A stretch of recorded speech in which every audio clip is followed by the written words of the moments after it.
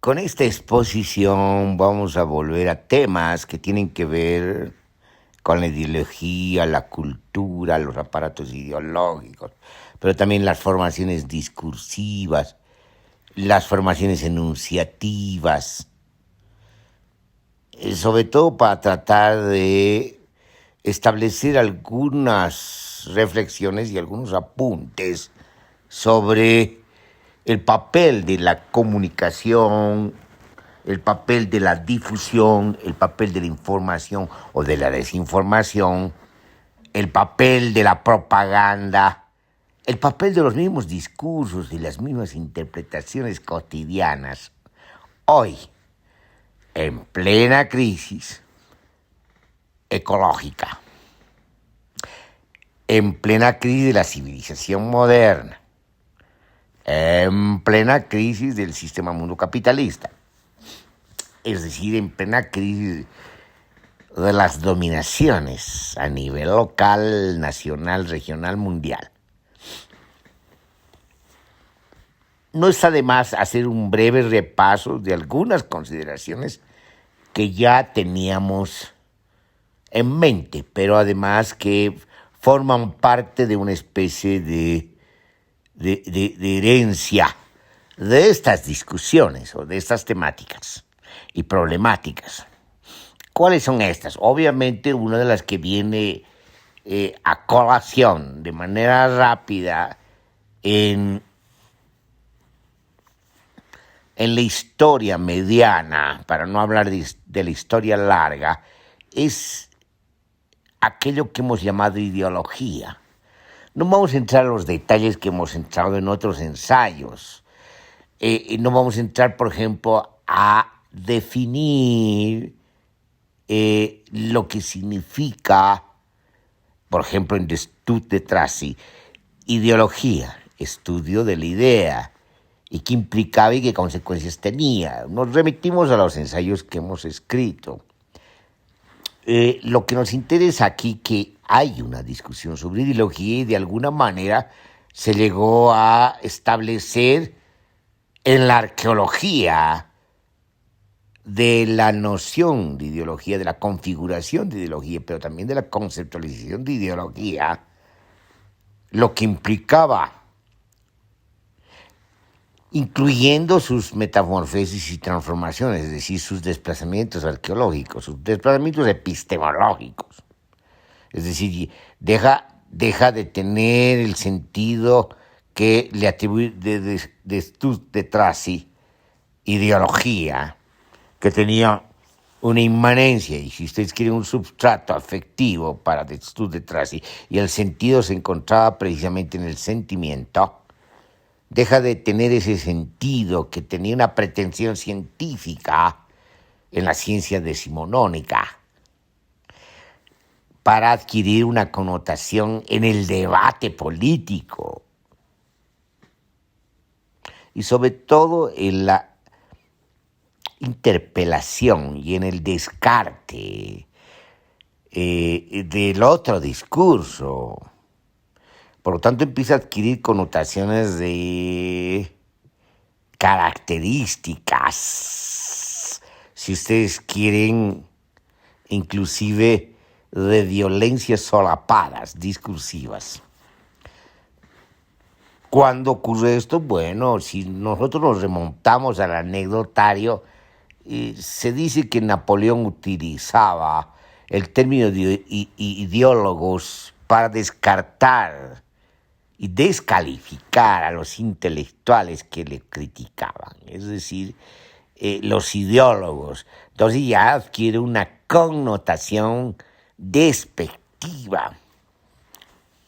Entonces fíjense cómo va transformándose y obviamente llega a convertirse el concepto de ideología en un concepto para definir la enajenación en Hegel, una enajenación filosófica, pero también que puede adquirir connotaciones psicológicas, una connotación de conciencia desdichada. Todavía seguimos en Hegel. Y se transforma en Marx en ideología alemana, en el sentido de la filosofía alemana, que se inventa un mundo, los santos, es la forma irónica que nombra a los autores que está criticando la filosofía alemana. Entonces, también entonces cobra un sentido descalificador. Pero hay pretensiones, si ustedes quieren, científicas también, porque trata de no solamente exponer las pretensiones de esta filosofía alemana, sino el carácter ideológico que tiene, es decir, el carácter no solamente de enajenación, sino el carácter de mediación que encubre, para decir así, la realidad, que ya forma parte de un obstáculo epistemológico. Entonces, fíjense, ya tenemos una idea de ideología en ese sentido, y después la ideología va a adquirir una característica mucho más precisa de distorsión de la realidad y por lo tanto de legitimación, que es el término que estaba buscando cuando Marx escribe y desarrolla su interpretación del mundo capitalista en la crítica de la economía política. Entonces aquí la economía es una ideología, ya no es solamente la filosofía alemana, sino la economía es una política. La economía como pretendida ciencia es una ideología precisamente por sus pretensiones y porque sustituye las dinámicas sociales de la realidad, en este caso económicas, producción, distribución, consumo,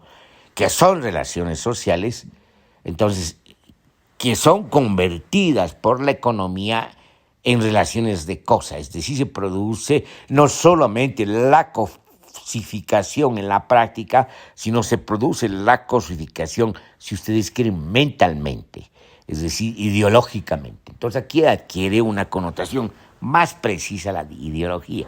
Y después, bueno, llegamos hasta el término mayúsculo que usa Luis Althusser en los aparatos ideológicos, ¿no? Entonces, en todo este transcurso tenemos la ideología como legitimación de la dominación y de la explotación. Entonces, fíjense todo el tema. Entonces, hay una ideología que distorsiona, que hace de intérprete distorsionadora y adulteradora de la realidad. Entonces, con todas las connotaciones que puede tener toda esta arqueología de la configuración, de la enunciación y del concepto de ideología.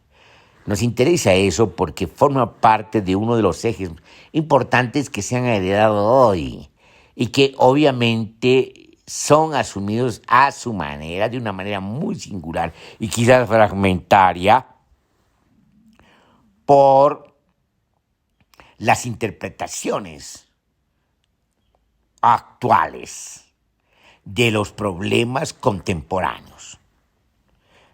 Hay otros ejes, otras consideraciones, quería decir, que tenemos que tomar en cuenta. No vamos a hacer una especie de revisión exhaustiva de todos estos ejes configurantes de la interpretación, porque estamos tratando las interpretaciones sociales en el contexto de los conflictos políticos, inclusive conflictos bélicos. Entonces, ¿de qué estamos hablando? Estamos hablando de la arqueología del saber, estamos hablando de las palabras y las cosas, estamos hablando de Michel Foucault, que tiene una teoría sobre las prácticas discursivas, es decir, que los discursos no solamente son discursos, son emisiones verbales, no son solamente locuciones, sino que los discursos son prácticas discursivas. Es decir, las prácticas discursivas y sus emisiones son tremendamente importantes porque ya nos retrotrae no al discurso, se aleja del discurso y llega a las prácticas. Y las prácticas son importantes porque tienen un carácter no solamente dinámico, sino material. Entonces ya tenemos, digamos, otra manera de acercarnos. Y obviamente sabemos que Foucault no estaba de ninguna manera de acuerdo con el término de ideología porque no era adecuado para interpretar precisamente lo que acontece en términos de saber, que para Foucault no es lo mismo que ciencia. El saber es una pretensión de ciencia, pero los saberes no tienen el alcance, si ustedes quieren, para decirlo rápidamente, de la verificación y la corroboración de la ciencia. Si es de para Foucault, son las ciencias físico-matemáticas. Podemos incluir en sus consideraciones, ateniéndonos a las palabras y las cosas, a las ciencias naturales, para decir de otra manera. Podemos poner en discusión el sentido de la economía en Foucault, que de alguna manera adquiere una especie de connotación medio científica y medio de saber, no solo por sus pretensiones, sino por su manejo. Es decir, si ustedes quieren, por su propia arquitectura conceptual y sus prácticas. Pero no está hablando de ciencia en el sentido de verdad. Foucault está muy alejado de la verdad. Hay una herencia de Nietzsche respecto a la verdad ahí, sino en relación a que hay que explicarse cómo funciona aquello que se llama ciencia en un momento determinado y en un contexto determinado. Entonces ahí tenemos, digamos, una teoría distinta a la teoría de la ideología, que es la teoría de las formaciones discursivas, que es la arqueología del saber, que trata de explicar epistemológicamente, para decirlo rápidamente, digamos, las conformaciones en distintos escenarios históricos, aquello que llamamos ciencia, saber, filosofía. Y obviamente vamos a tener ahí, digamos, distintos, si ustedes quieren, campos epistemológicos, para decirlo de manera también rápida, y con sus zócalos respectivos, que siempre es la percepción físico-matemática de una sociedad. Tenemos, digamos, una ciencia anterior a la ciencia moderna, por así decirlo, que tiene que ver de alguna manera con el Renacimiento y tiene, digamos, una comprensión o una composición distinta de lo que va a aparecer en la modernidad. ¿Cuál es la distinción que hace Foucault? La distinción tiene que ver con la equivalencia entre palabras y las cosas en la época del Renacimiento y la diferencia entre palabras y las cosas en la modernidad, cuando el lenguaje se repliega sobre sí mismo y rompe precisamente esa relación triangular y cómplice y concomitante que se tenía en la forma de construir la interpretación en el Renacimiento, que tiene que ver precisamente con la equivalencia de las palabras y las cosas, pero también con la articulación con el símbolo, la marca. Entonces, obviamente esas diferencias son importantes porque nos están mostrando distintos horizontes epistemológicos. Y obviamente vamos a ir avanzando en ese transcurso en lo que llama, digamos, las ciencias del orden, ¿no? Las ciencias además de la matesis, ¿no? Es decir, esta concepción de la taxonomía, de la sintaxis, donde hay una manera de hacer filosofía y otra manera de hacer ciencia. Es decir, esta idea de las ciencias generales del orden como si fueran eternas, como si se encontrara una estructura universal y eterna que no cambia. Y por lo tanto, en ese sentido hay una pretensión de verdad científica, no solamente filosófica ni religiosa, sino verdad científica, en el sentido de que se habría encontrado una especie de estructura, de núcleo, digamos, no solamente de verdad, sino de núcleo de realidad, de cómo funciona la realidad o los recortes de realidad que desarrollan las distintas ciencias, y la problemática que asume la filosofía en sentido formal, en su propia formalidad, una filosofía que, digamos, también dice la verdad, pero está marchando de manera paralela con esa ciencia general del orden, con esa matesis. Y esto se rompe, digamos, en la propia modernidad, desde el punto de vista y desde el lenguaje de Foucault. Y en la propia modernidad es cuando se produce, digamos, el historicismo, la historicidad, la percepción del tiempo, la percepción histórica. Y por lo tanto ahí, digamos, salimos de la infinitud y ingresamos a la finitud. Salimos, digamos, de esta universalidad eterna y entramos a lo que podemos llamar el empiricismo, la empiricidad. Es decir, entramos a otro tipo de ciencias, las ciencias de las empiricidades, de la finitud, las ciencias de la historicidad. Y ahí ya se produce una ruptura epistemológica en el sentido de donde se hacía antes filosofía, se hace después ciencia, y donde se hacía antes ciencia, se hace filosofía. Y sobre todo por esta irrupción de la historia que corroe, limita, le da su propia temporalidad a estas formaciones arqueológicas de la ciencia y de la filosofía propiamente modernas. Entonces ahí está hablando de la biología, está hablando del lenguaje, de la lingüística, pero también está hablando de la economía, ¿no? De empiricidades que tienen que ver con el trabajo y con el tiempo. La biología está cruzada por un tipo de tiempo, un tiempo que tiene que ver fundamentalmente con el tiempo de la vida, es decir, con el nacer y es un nacer que se encamina precisamente a la muerte. Que haya una especie de analogía con la semántica en este preciso caso, con Heidegger, con el ser para la muerte, puede ser, sobre todo si nosotros después nos atenemos a esas partes tan inquietantes, tan sugerentes, donde Foucault hace la crítica de Heidegger. Pero aquí no va plenamente en ese sentido, porque aquí de lo que se trata es de más bien atenerse a las concepciones de la vida y de la muerte de la biología, ¿no ve? Y también quizás en paralelo o en el contexto a las consideraciones de Canguilhem sobre lo normal y lo patológico. Entonces estamos precisamente en otras ciencias y vamos a entrar también a otras filosofías, las filosofías afectadas por la historicidad, ¿no?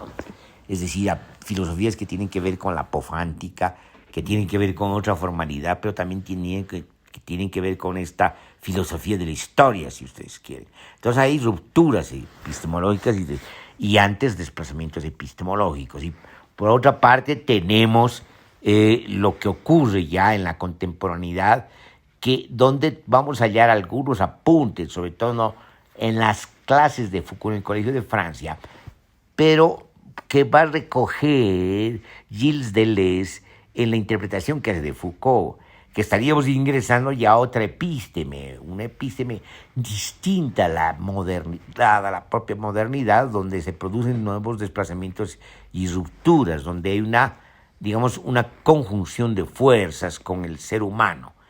Deleuze retoma de Las palabras y las cosas la última parte donde dice: después de la muerte de Dios viene la muerte del hombre. Sabemos que han lanzado un grito al cielo los humanistas sin entender plenamente lo que implica en términos filosóficos y epistemológicos lo que menciona Foucault, y también en términos metafóricos. Pero aquí lo que nos interesa fundamentalmente es una cosa, que si bien Foucault ve y establece enunciativamente la muerte del hombre al final de Las palabras y las cosas, eso no quiere decir que no se refiera como referente importante al ser humano. Una cosa es el ser humano y otra cosa es el hombre. Lo que pasa es que cuando se habla de hombre, sobre todo desde el Renacimiento, ¿no? Y a partir de un código masculino, porque no se habla del humano, ¿no?, propiamente, hasta mucho después, ¿no?, donde adquiere una connotación crítica usar el humano y no el hombre. Cuando hace eso Foucault, está hablando de una cosa importantísima, nota Deleuze, que es la conjunción de las fuerzas en el ser humano, como las fuerzas que tienen que ver con las tesis genealógicas del poder de Foucault, donde evidentemente ya no tenemos un mundo de las prácticas discursivas, sino tenemos, digamos, el acceso a otro tipo de prácticas que tienen que ver con las prácticas del poder, con los diagramas de poder, usando más un término de Deleuze que de Foucault, aunque lo usa alguna vez Foucault, pero que da una ilustración clara, diagramas de poder.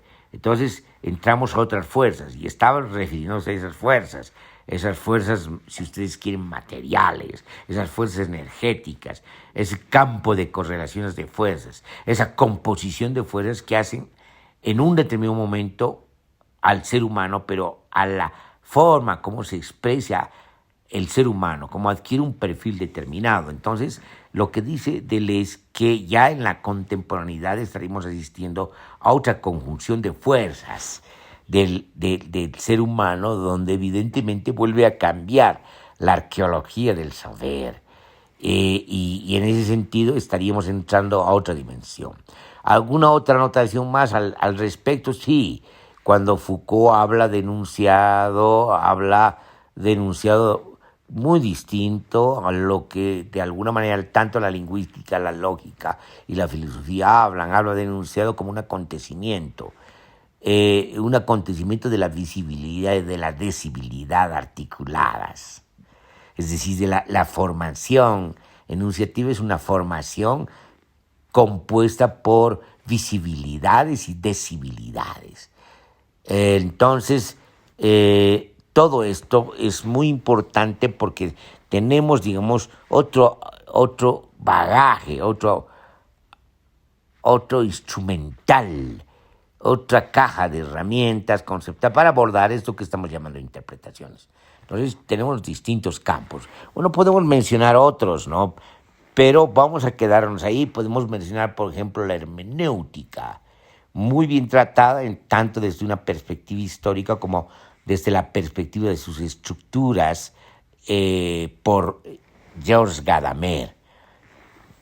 Es muy importante la hermenéutica porque además tiene connotaciones distintas a las pretensiones de una epísteme positivista, porque en este caso las ciencias humanas y las ciencias sociales pretenderían otro tipo de método opuesto al inductivo, y si ustedes quieren al método deductivo-inductivo e inductivo-deductivo, donde, digamos, el método de las ciencias humanas es sobre todo el de la interpretación, es el método donde, digamos, no se trata de la verificación de hipótesis, sino se trata precisamente de interpretar el sentido. Ahí aparecen, digamos, los instrumentos, las formas de interpretación que tienen que ver con la hermenéutica, el círculo de la interpretación, ¿no?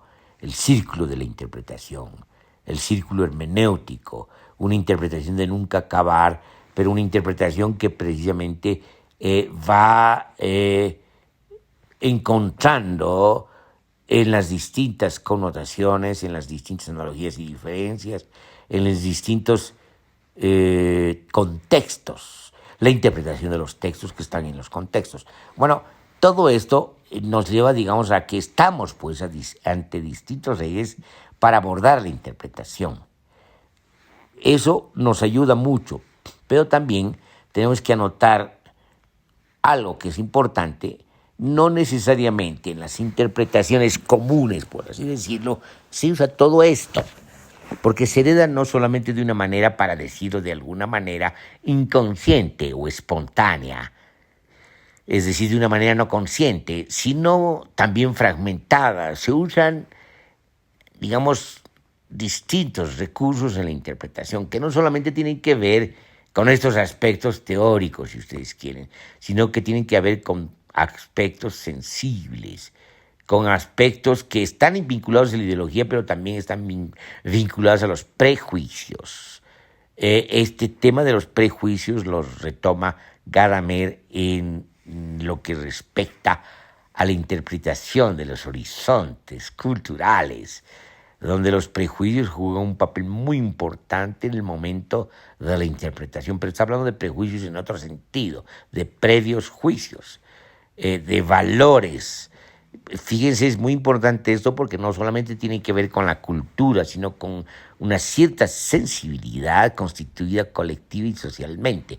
Entonces esto también tiene mucho que ver en el momento de la interpretación, no solamente de los sentidos comunes, sino también, por ejemplo, de los sentidos mediáticos, de las interpretaciones mediáticas, propagandísticas o del debate político. Entonces, fíjense, es muy importante tener en cuenta el conjunto de estas herramientas al momento de acudir a la interpretación, que depende de si se trata de interpretaciones grupales, colectivas, individuales, interpretaciones partidarias, interpretaciones con pretensiones hegemónicas, ¿no?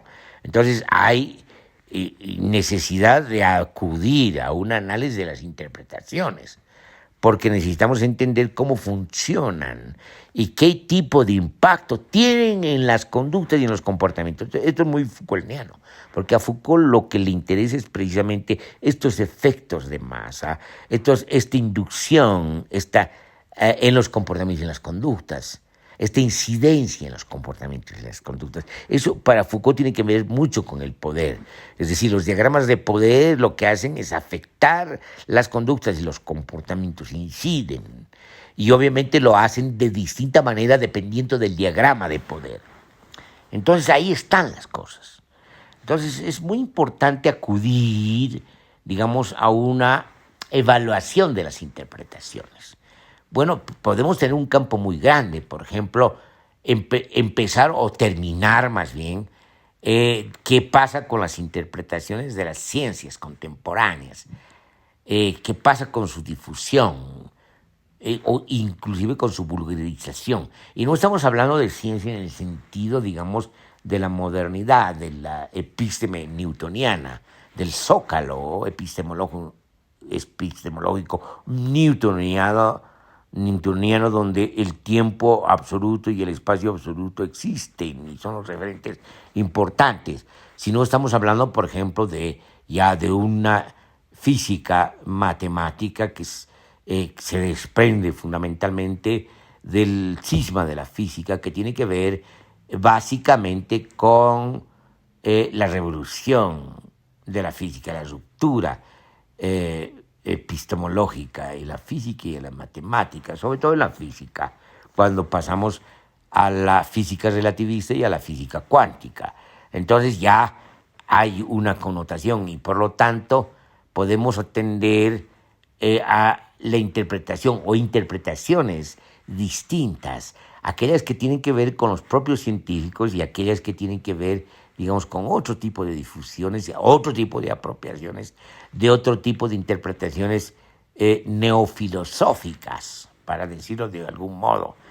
Pero, digamos, no es ahora el tema que nos interesa algo más pedestre, las interpretaciones circunstanciales, provisionales, mediáticas, políticas que se están dando ahora, sobre todo en el contexto no de solamente la guerra de Ucrania, sino en el contexto de las guerras en la historia reciente, ¿no? Estamos hablando de la guerra del Golfo, la primera guerra del Golfo, la segunda guerra del Golfo, estamos hablando de la intervención de Irak, obviamente, pero también vamos a hablar de la intervención y la destrucción de Libia. Bueno, antes se tenía el contexto de lo que había ocurrido en una larga guerra destructiva, localizada de Líbano. Bueno, y así vamos entrando, digamos, a otro tipo de contextos. La guerra de Siria, donde, digamos, hay una guerra civil, intervención de las potencias contrastadas y en concurrencia, ¿no? Y que ahí ya hacen sus juegos geopolíticos. En las otras guerras también hacen sus juegos geopolíticos. Habríamos salido de lo que se llama la Guerra Fría, que habría terminado con el derrumbe de los estados socialistas de la Europa Oriental, ¿no? Del socialismo real. Entonces, y habríamos entrado a otra cosa. Hay gente que, por ejemplo, a propósito de las interpretaciones comunes, habla de una renovación de la Guerra Fría, porque no tienen recursos, no tienen imaginación, y tampoco se ocupan del tema para, digamos, reflexionar, sobre todo reflexionar sobre cómo abordar estos temas, y recurren al tema trillado de la Guerra Fría. No tiene nada que ver con la Guerra Fría. Ya no hay Guerra Fría porque no hay Unión Soviética, no hay el bloque de los estados socialistas. Tampoco podemos tomar a la República Popular de China de hoy como una república que tiene una orientación socialista o comunista. No, es tan capitalista como las otras potencias. Su socialismo de mercado es una composición barroca de distintos capitalismos, desde el capitalismo salvaje hasta el capitalismo más avanzado. Entonces no estamos en una guerra fría, sino estamos en otro tipo de guerra. Digamos, mucho más apropiado es hablar, por ejemplo, de lo que hablaron los ideólogos del ejército norteamericano de una guerra de baja intensidad, cuando intervienen, por ejemplo, en Centroamérica, en la guerra de guerrillas de Centroamérica, ¿no?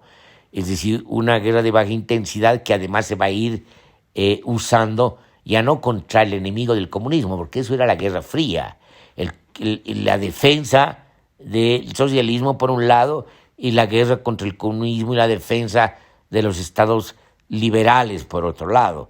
Es decir, es otra cosa, porque aquí, en la medida que desaparece el enemigo comunista, aparecen enemigos difusos, o se inventan enemigos difusos precisamente para legitimar el uso de una violencia armada, maquinizada, bélicamente.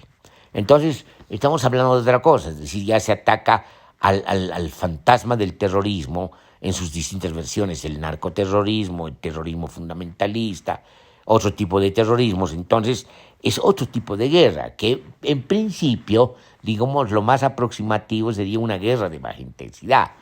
Pero en la medida que estamos hablando de estas guerras, desde el contexto de estas guerras, que van a tener un punto muy actualizado en la guerra de Ucrania, estamos hablando de otras guerras.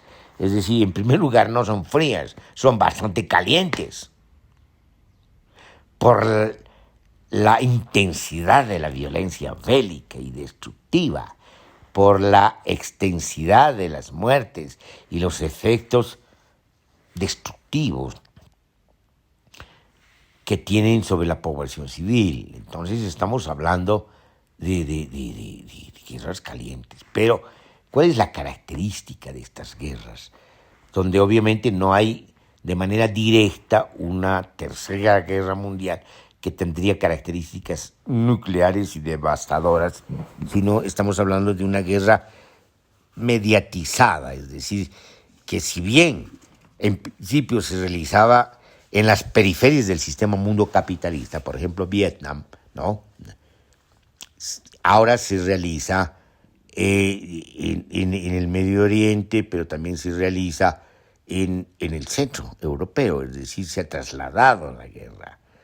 En ese sentido hay desplazamientos. Se ha trasladado la guerra a las repúblicas exsoviéticas del sur de la Federación de Rusia. Entonces estamos hablando, digamos, de un desplazamiento geográfico de las guerras.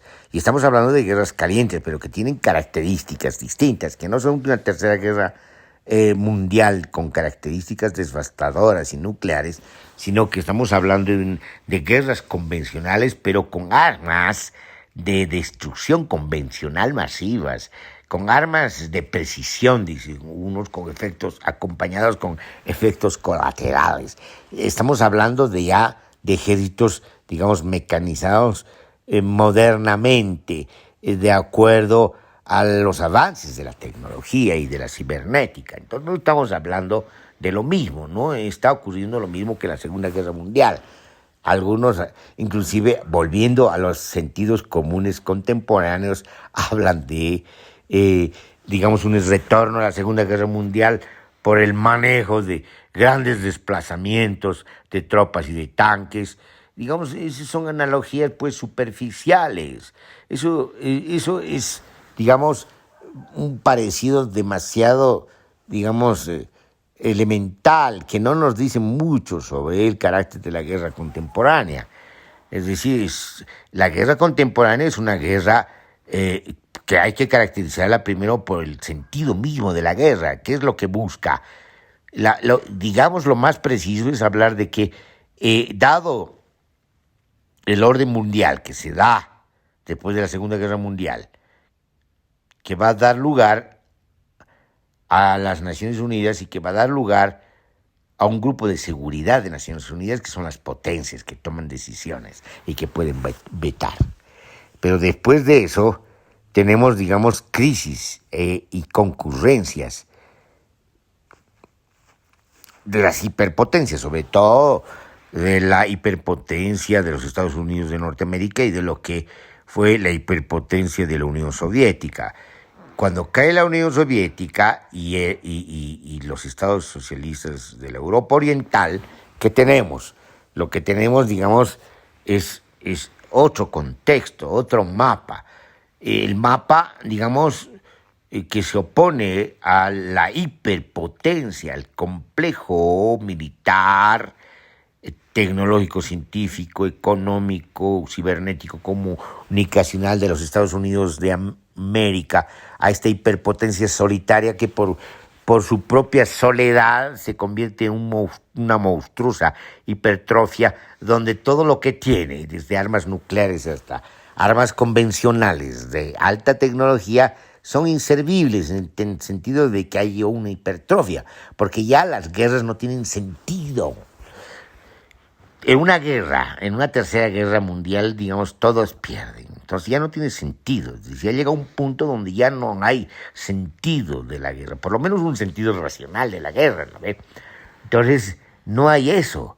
En ese contexto, digamos, aparecen los famosos BRICS que hacen, si ustedes quieren, no solamente la contención, sino hacen frente y desbordan y plantean el multilateralismo. Entonces, y en ese contexto empieza a emerger lo que hoy es la primera potencia económica, que es la República Popular de China.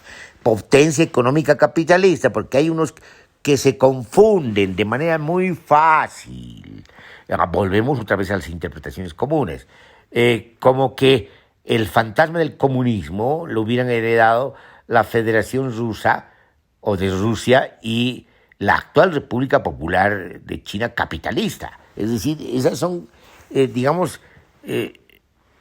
metáforas demasiado antojadizas, es decir, que impiden el análisis. Y en ese sentido podemos encaminarnos a una crítica del análisis contemporáneo en términos de sus miserias.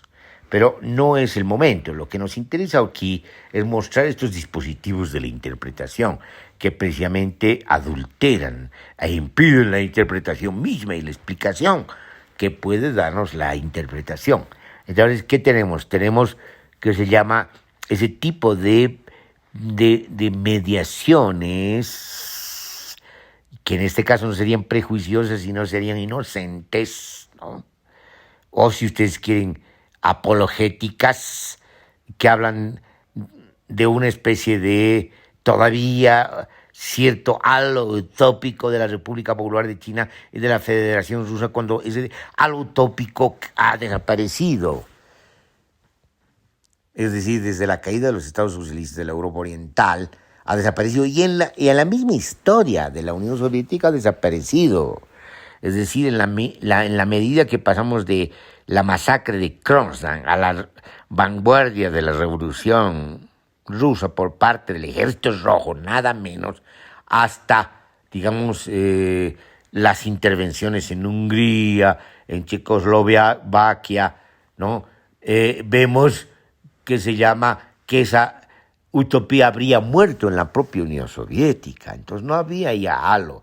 Y pretender que hay un halo, digamos, de ese fantasma, son delirios de esta gente que maneja de una manera ideológica partidaria y elemental y pedestre, digamos, estas interpretaciones. Entonces ya hemos entrado, como verán, digamos, a un conjunto de mecanismos que hemos mencionado que tienen que ver con las interpretaciones del sentido común, de la propaganda, de la publicidad, y por lo tanto de las distorsiones y adulteraciones que impiden la interpretación, que obstaculizan la interpretación y por lo tanto van a obstaculizar e impedir la explicación. Entonces por eso hay tanta confusión que es expandida, difundida como pandemia por los propios medios de comunicación, a tal punto que ya las poblaciones no entienden lo que está pasando. Están bombardeadas por medios de comunicación que distorsionan, desinforman, por sus concurrencias, por sus propagandas. Es decir, no hay un mínimo, no solamente de información, peor aún, un mínimo de intentos de interpretación de lo que está ocurriendo. Bueno, salvo obviamente honradas excepciones que no vamos a hablar ahora, aunque podemos decir que las excepciones confirman la regla. Entonces, fíjense, tenemos pues esto que hemos mencionado, otro tipo de mediaciones en la interpretación. ¿Qué llamamos esto? Es decir, hemos mencionado que se trata de interpretaciones que tienen que ver con prejuicios, con sensibilidades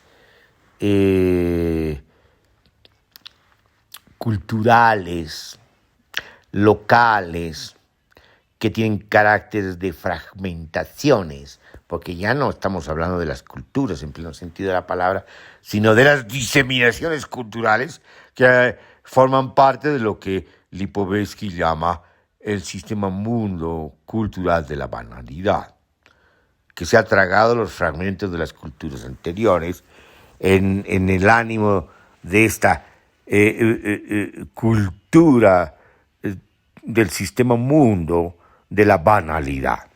Entonces, obviamente en este contexto que tenemos, lo que tenemos no solamente son estas sensibilidades, estos prejuicios, estas localizaciones, esta predisposición grupal, corporal, colectiva, territorial, a, digamos, interpretar, pero desde esquemas que son quizás los esquemas más antiguos, es decir, el esquema de amigo-enemigo, que supone el esquema de infiel-infiel, ¿no?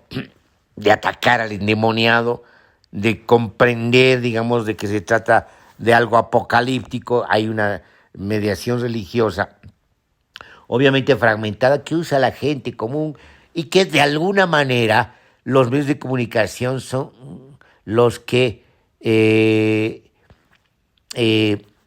incentivan despertar desde los recónditos lugares, desde las recónditas cuevas del cuerpo. Fíjense, estamos pues en un conjunto de mediaciones que se han convertido en obstáculos epistemológicos de la interpretación. Pero las interpretaciones fragmentadas, adulteradas, las interpretaciones, no interpretaciones, los obstáculos interpretativos, los obstáculos hermenéuticos están ahí, a flor de piel, en la superficie y en el aire, y que obviamente están impidiendo el análisis. Ahora, sabemos que la ideología legitimaba la dominación, el poder, y obviamente en el caso del imperialismo buscaba legitimar las intervenciones bélicas, la guerra, ¿no? Pero en este caso no hay posibilidades de búsquedas de legitimación. Sabemos por Jürgen Habermas que los problemas del capitalismo contemporáneo, ¿no? Del capitalismo tardío, son problemas ideológicos, son problemas de legitimación. No pueden legitimar, no estamos en la era de la legitimación. Ha desaparecido la legitimación, hay descarnadamente la dominación, pero hay de alguna manera una especie que sustituye a la legitimación. Y esta sustitución de la legitimación tiene que ver básicamente con estos mecanismos apócrifos que pretenden precisamente endulcorar lo que está ocurriendo y lo que se está haciendo. Y en ese sentido, ¿qué tenemos? Tenemos pues precisamente este funcionamiento de estos mecanismos que están adulterando e impidiendo la interpretación. Y en ese sentido estamos precisamente ya haciendo una especie de listado de anotaciones, aunque sean provisorias y espontáneas, de otros mecanismos y otras mediaciones que intervienen en el momento de este tipo de interpretaciones. Entonces no estamos ante la legitimación. ¿Ante qué estamos ahora? Es decir, obviamente estamos ante estos mecanismos apócrifos que acabamos de mencionar, pero va más allá, o está más acá si ustedes quieren. ¿Qué es esto? Es decir, ¿qué tipo de mecanismos? ¿Qué quieren hacer? Ya no es exactamente una legitimación, ni siquiera una apócrifa legitimación, sino es algo peor aún, es un vacío, es la inercia. Es decir, se hace, y como no se puede legitimar, se hace ruido para simular algo, que el ruido de alguna manera simula en su no funcionalidad aquello que ha desaparecido completamente, que es la legitimación imposible, ¿no ve? Entonces, ese es el contexto que tenemos, y eso es importante analizar porque tenemos que ver esto en todo el orbe, en todas las singularidades geográficas de este orbe, de este sistema mundo moderno en decadencia y en clausura, en plena crisis. Estamos hablando no solamente de estas guerras que hemos mencionado, sino en la periferia de también otras guerras que tienen que ver con las resistencias populares, que tienen que ver con las resistencias de las naciones y pueblos indígenas, que tienen que ver con las luchas de los pueblos por lo que era antes la liberación nacional y que después se convierte en la liberación de los pueblos y que adquieren características distintas hacia otros horizontes, inclusive constitucionales, para decirlo de manera rápida, aunque ya tenemos una interpretación crítica de las constituciones y de los procesos constituyentes. Entonces estamos hablando de guerras de resistencia, de guerras campesinas, de guerra de guerrillas, que se ha llegado precisamente por la defensa de los pueblos, por la defensa de la tierra, ante el avasallamiento de castas gamonales, de burguesías gamonales, de estados y gobiernos vinculados precisamente a este gamonalismo, a estas formas de dominación gamonales que tienen una concepción muy triste de la gente, de los pueblos, de las sociedades, que pueden manipularlas a su gusto y por lo tanto que no valen nada, por lo tanto pueden matarlas. Por eso hemos llegado a niveles muy altos de genocidios, de etnocidios, de asesinatos y de feminicidios en la actualidad. Basta mencionar el caso de Colombia y el caso de México. Pero también se daba en Centroamérica y se sigue dando en todo el continente. Es decir, las represiones ante las movilizaciones sociales que se han dado hoy en Chile, por ejemplo, son abrumadoras. El ataque a los jóvenes por parte de la policía, por parte de los carabineros, el sacarle los ojos literalmente. Y obviamente no se salvan de ninguna manera los gobiernos progresistas, que han empleado el mismo discurso para justificar su violencia contra los pueblos, sus movilizaciones y sus demandas, que tiene que ver con este discurso del terrorismo. Entonces, fíjense, el tema de estas mediaciones de interpretación, de estos obstáculos interpretativos e epistemológicos, se da en todo el contexto de la orbe y en todas las clases de guerras que están habiendo. Y por lo tanto necesitamos un análisis minucioso de cómo funciona esto, cómo funciona esto de los obstáculos hermenéuticos, cómo funciona entonces el poder, la forma que ha adquirido el poder, la forma de las composiciones de los diagramas de poder en la crisis de las dominaciones, ya ni siquiera crisis de hegemonía, sino crisis de dominaciones, porque lo que está en crisis es la dominación y por eso se emplean violencias escaladas. Bueno, entonces ya tenemos un panorama. Ese es el panorama que estábamos buscando. Nosotros quedamos aquí en esta exposición en la perspectiva de seguir su análisis y su consecución.